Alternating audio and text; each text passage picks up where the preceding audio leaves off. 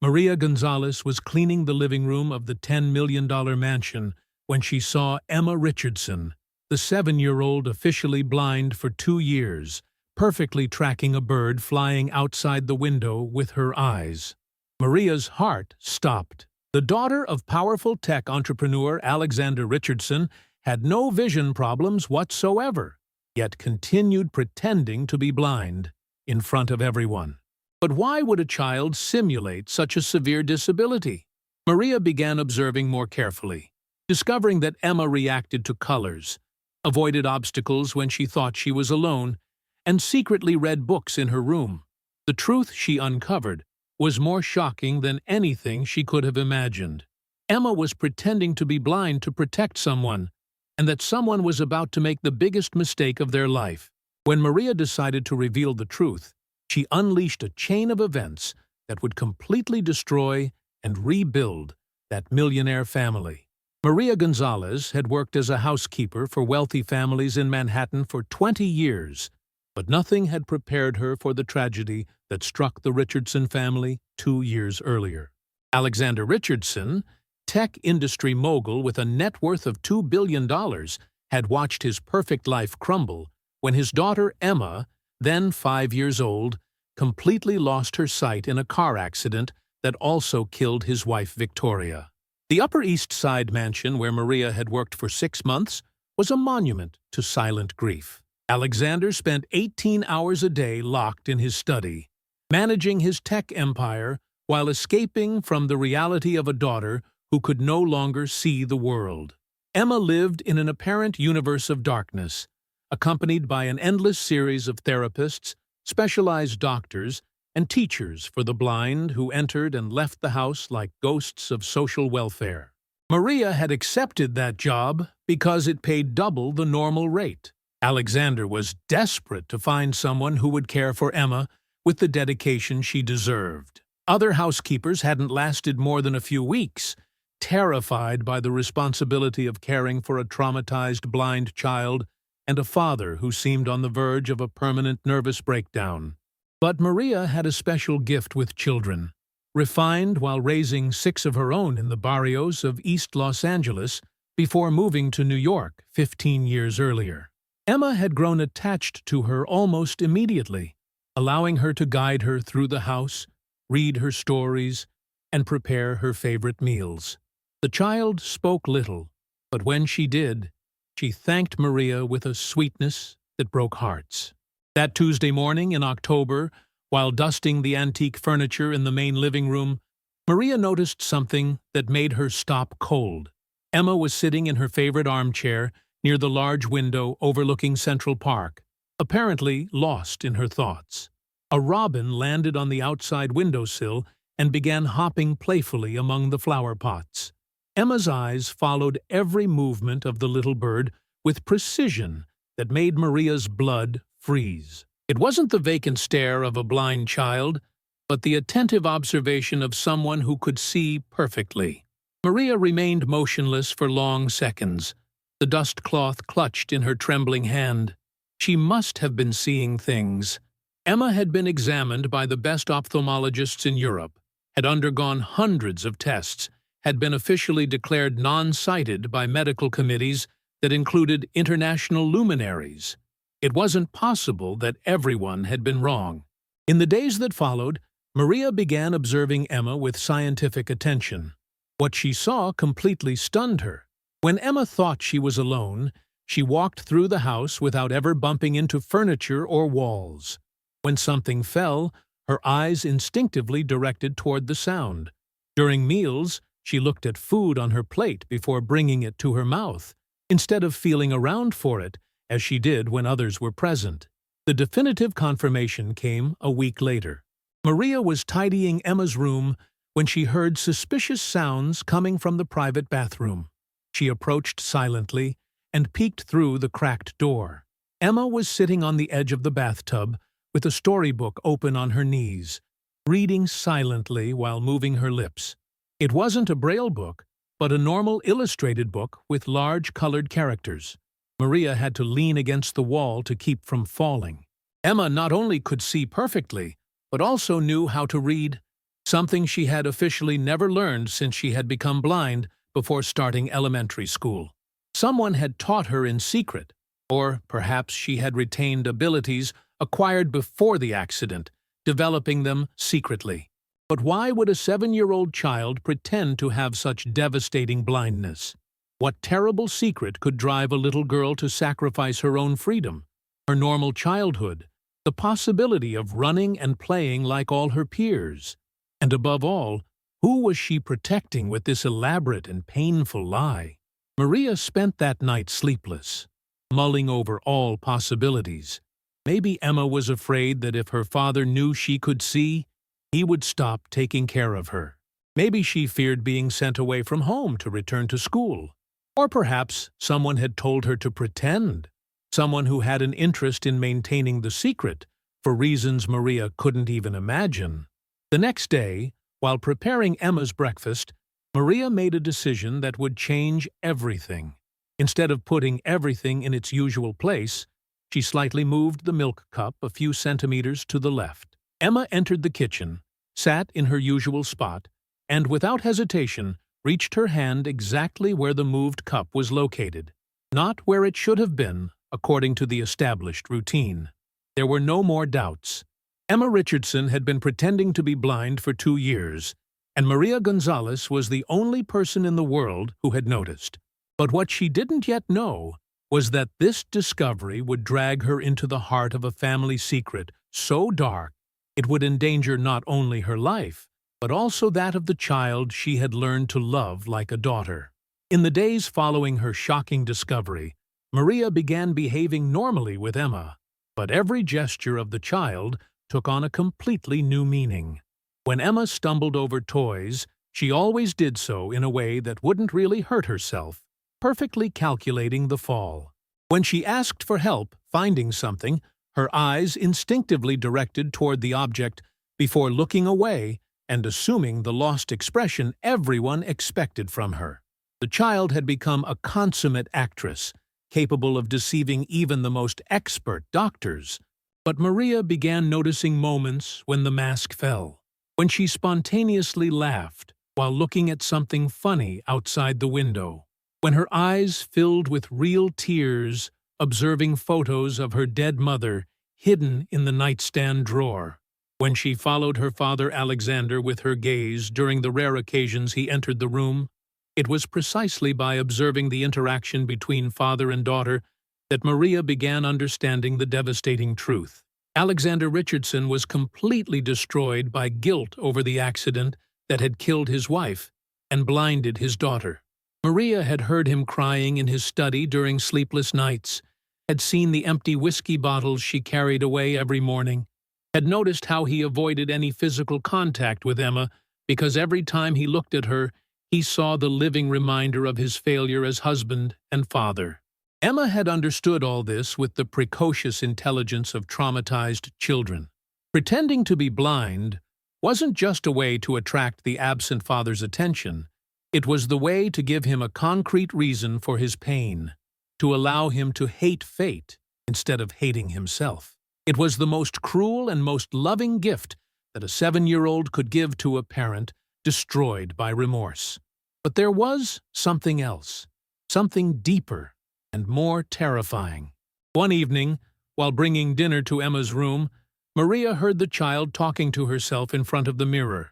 She wasn't playing as children often do. She was repeating a phrase like a litany. If Daddy discovered she could see, he would go away forever, like Mommy had done. Maria understood in that moment that Emma wasn't just protecting her father's guilt, she was protecting her own fear of abandonment. In her childish logic, being blind meant being needy meant being indispensable, and being indispensable meant that Daddy couldn't leave. It was an emotional prison the child had built for herself, but one that was becoming more real every day that passed. The situation precipitated when Maria discovered that Alexander was planning to send Emma to a specialized boarding school in Switzerland. He had already made contact with the best European institution for blind children, convinced that his daughter would have a better life away from the weight of his painful memories. The transfer was scheduled for the end of the month. Emma had heard everything hidden behind the study door, and that night Maria found her in bed crying desperately. For the first time in 2 years, the child looked Maria directly in the eyes and whispered the truth they both knew. Maria nodded. Enjoying the story? Give it a little like, and don't forget to subscribe. Now then, let's carry on. Feeling her own tears mixing with Emma's, the child told her everything. How she had started pretending in the first days after the accident because seeing Daddy's pain was too difficult to bear.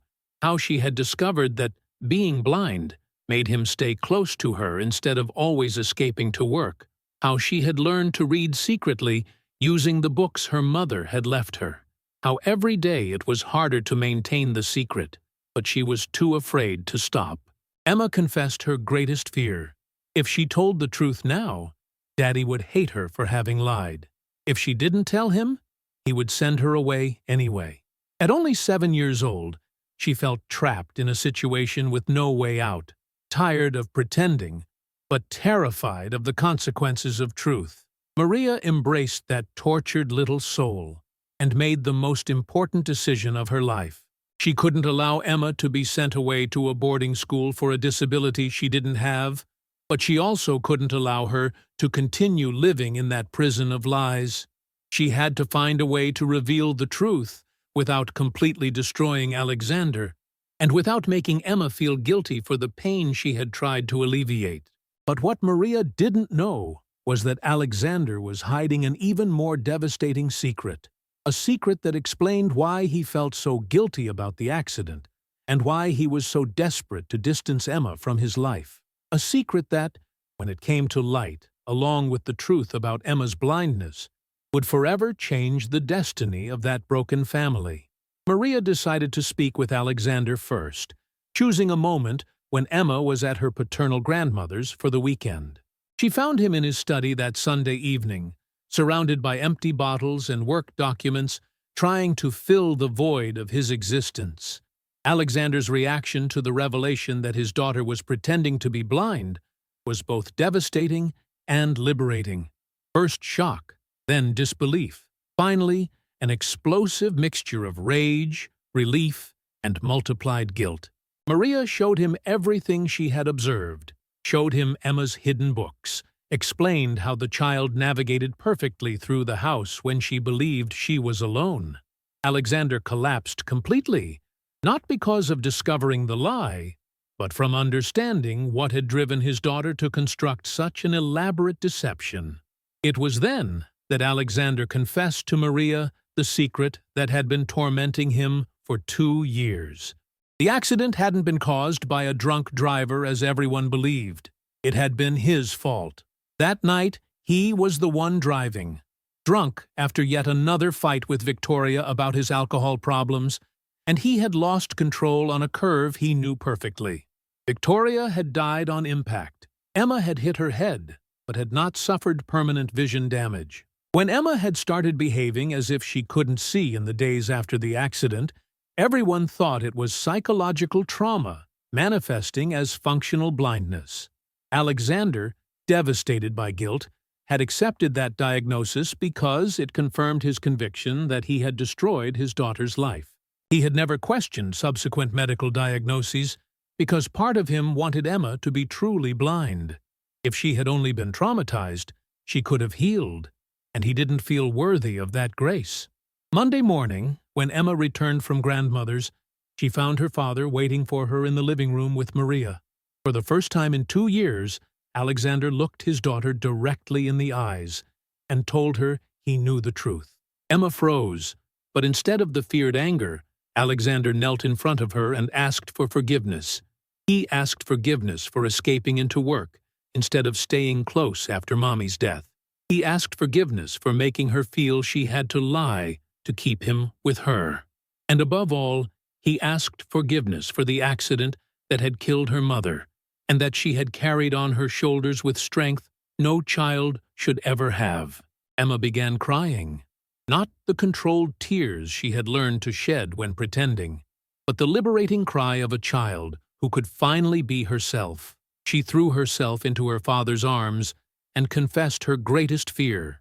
She had pretended to be blind because she was afraid that if he knew she was fine, he wouldn't need her anymore and would leave like Mommy had done.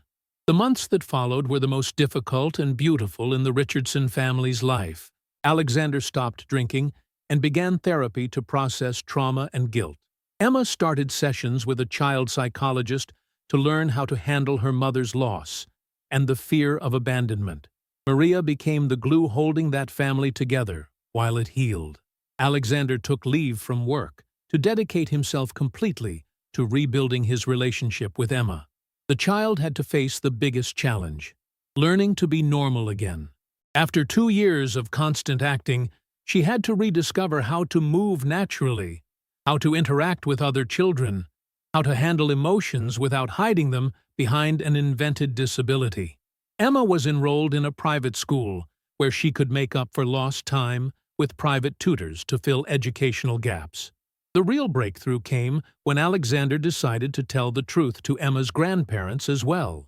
The reaction was initially shock and anger, but when they saw how much Emma had changed, more lively, spontaneous, happy, they understood that revelation had saved a family that was about to self-destruct. Alexander transformed his company, moving from obsessive management to a more balanced style. He created a corporate daycare and support programs for employees who had suffered family trauma. Maria was promoted to family manager, her real role being guardian of truth and family balance. Emma's first birthday, after the revelation, was completely different from the silent parties of previous years. It was a celebration full of colors, laughter, and above all, truth. Emma blew out the candles while looking at her father's smiling face, no longer afraid that happiness could disappear if she showed herself too normal. 5 years after that revelation that changed everything, Emma Richardson had become an extraordinary 12-year-old girl. Her experience had made her incredibly empathetic toward those who suffer, developing a natural talent for helping other children in difficulty. Alexander had transformed his tech company into a model of social responsibility, but the project he was most proud of was the Family Therapy Center opened in Victoria's name. Maria had become the director of that center, using her experience to train other operators. Emma attended an international school where she excelled especially in volunteer projects. She had learned braille and taught really blind children, transforming her past fake disability into real ability to help others. The day Emma turned 13, the party was held at the Family Therapy Center. All the families who had received help over the years were present. Alexander gave a speech that moved everyone present, talking about how his daughter had taught him that true love sometimes manifests in incomprehensible ways. Both had been suffering for love, but separately instead of together. Emma, now old enough to understand the complexity of what had been her childhood choice, said she didn't regret pretending to be blind, because that experience had taught her to really see people, to understand hidden pain, to recognize when someone needs help, even if they don't ask openly. But above all, it had taught her that truth is always better than the most beautiful lie, because only on truth can authentic love be built. Maria told how that family had taught her that sometimes the most important work isn't what we're paid for, but what we do when we follow our hearts. She had risked her job by revealing the truth about Emma, but had gained a family and a life mission. That evening, sitting in the mansion's garden looking at the stars above Manhattan, Emma rested her head on her father's shoulder and asked if he believed Mommy was proud of them. Alexander hugged her and told her he was sure of it. Victoria had always wanted them to be happy together, and now they finally were. Not despite the difficulties they had gone through, but thanks to the strength they had found in facing them together. Their story continued to be told, becoming a symbol of how true love always requires the courage of truth, however painful. Maria, the housekeeper who had changed an entire family's destiny, continued reminding everyone that sometimes it takes just one person willing to see beyond appearances to transform a tragedy into a miracle. Because the greatest blindness isn't that of the eyes, but that of the heart that refuses to see the love surrounding it. And when someone has the courage to open their eyes to truth, everything can change, everything can heal, everything can be reborn. Like, if you believe truth is always better than the most beautiful lie, comment which moment struck you most in this story. Share to inspire those hiding an important truth. Subscribe for more stories of families reborn from true love. Sometimes children lie to protect the adults they love. Sometimes adults accept those lies to punish themselves. But when someone has the courage to tell the truth, a miracle is always born. Because true love needs no masks to be recognized.